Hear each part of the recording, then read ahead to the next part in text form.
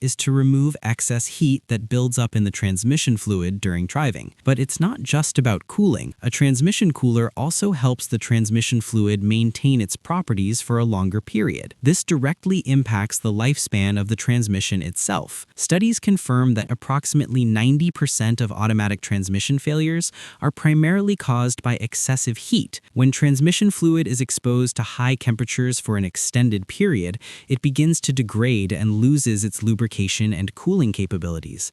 Instead of protecting the transmission, it then becomes a cause of damage. Over time, the fluid heats up further, begins to burn, and is unable to perform its function properly. Of course, the transmission can overheat in many situations, as mentioned before, such as traffic jams, frequent stops and starts, driving on difficult or mountainous roads, towing a trailer, or even traveling long distances. A low transmission fluid level is also a direct cause of transmission overheating. The ideal operating temperature for transmission fluid is generally between 79 and 100 degrees Celsius, but in harsh conditions like mountainous or sandy roads, or driving on desert roads in hot weather, the transmission temperature can reach 113 to 127 degrees Celsius. This reduces the transmission's lifespan. However, this doesn't necessarily mean you need immediate maintenance or that the transmission is about to fail. It just requires proper handling. Therefore, if you want to preserve your transmission for as long as possible,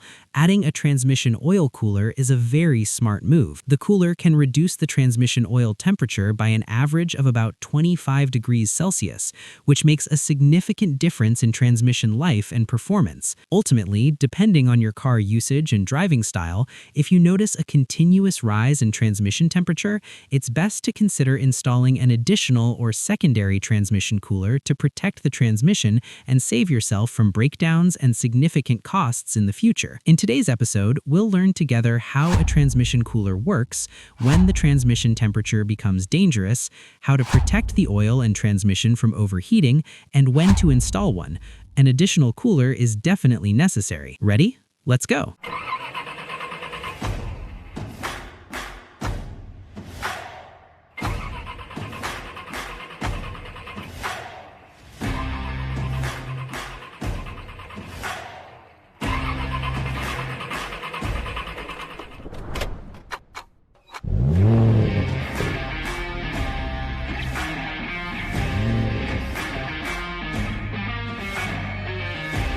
How does a transmission cooler work? We can summarize the function of a transmission oil cooler in a few simple steps. First, the transmission oil passes through special hoses to reach the oil cooler. This is after it passes through the cooling chamber located at the bottom of the engine radiator. Then, the air passing over the radiator fins and the cooler reduces the oil's temperature, causing it to cool down. After the oil cools, it returns through the hoses to the transmission. This process continues continuously, allowing the transmission oil to maintain its viscosity and operate efficiently for as long as possible. As for transmission coolers, they come in different shapes and sizes. A larger cooler isn't necessarily better than a smaller one. It all depends on cooling efficiency and the vehicle's weight capacity, which we call the gross vehicle weight rating. This is a measure of the vehicle's ability to carry its entire weight, including passengers and cargo. To choose the right oil cooler for your car, you need to know the vehicle's GWVR, which includes the weight of the vehicle itself, such as fluids, passengers,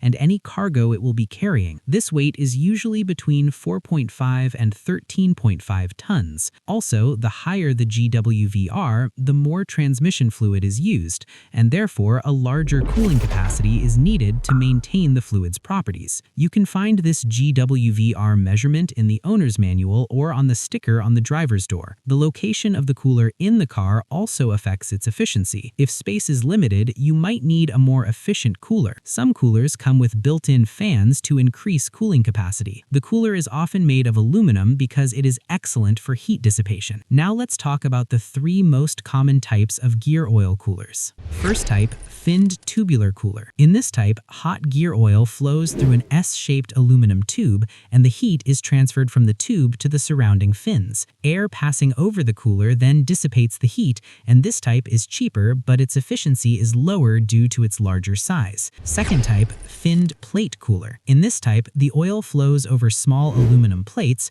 which improves oil flow and allows for faster heat dissipation compared to tubular coolers. This cooler is more robust, less prone to damage, and also cools the oil more effectively. Third type, pressurized plate cooler. In this type, hot gear oil flows over a series of plates, and air flows more rapidly between the fins, resulting in significantly faster cooling. This type is excellent and, of course, the most expensive of the three. Okay, so how do you know if your transmission cooler has a problem? There are 4 symptoms that, if present, could indicate a problem or malfunction in the transmission oil cooler. First symptom, transmission oil leak. One of the clearest signs of a transmission oil leak is a leak. This leak can occur in more than one place and is often easily noticeable before starting the car. If you find oil under the car, the first thing to check is that it is indeed transmission oil. You must then fix the leak quickly, as neglecting it can cause significant damage to the transmission. Second symptom, a strange or annoying noise during gear shifting. When the transmission oil level drops, the transmission may start making a loud or annoying noise with each gear shift.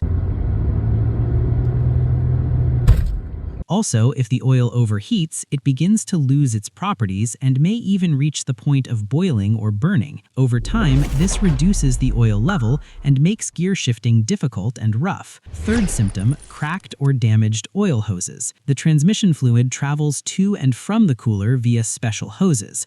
These hoses are designed to withstand high pressure and temperature, but over time and with use, they can crack or dry out, leading to unnoticed oil leaks. Fourth offer, engine overheating. If the transmission oil cooler isn't working efficiently, the oil won't cool properly. This affects the transmission performance and gear changes. In this case, the engine operates under a heavier load than normal, and over time, this can cause the engine temperature to rise above the normal range. That brings us to the end of today's episode. We've explained the most important signs that indicate a problem or malfunction in the transmission oil cooler, so you know when to be reassured and when to take action and fix it before the problem gets worse. Always remember that the transmission cooler is a very important part of protecting the transmission. Even slight neglect can cause the oil to overheat and lead to malfunctions. Therefore, monitoring the cooler's condition, checking the hoses for leaks, and correctly addressing any signs that appear early is the best way to maintain your transmission and save yourself from significant expenses in the future. Finally, if you found this episode helpful, don't forget to like and subscribe to the channel to receive all our new content. Thank you for watching, and stay tuned for a new episode.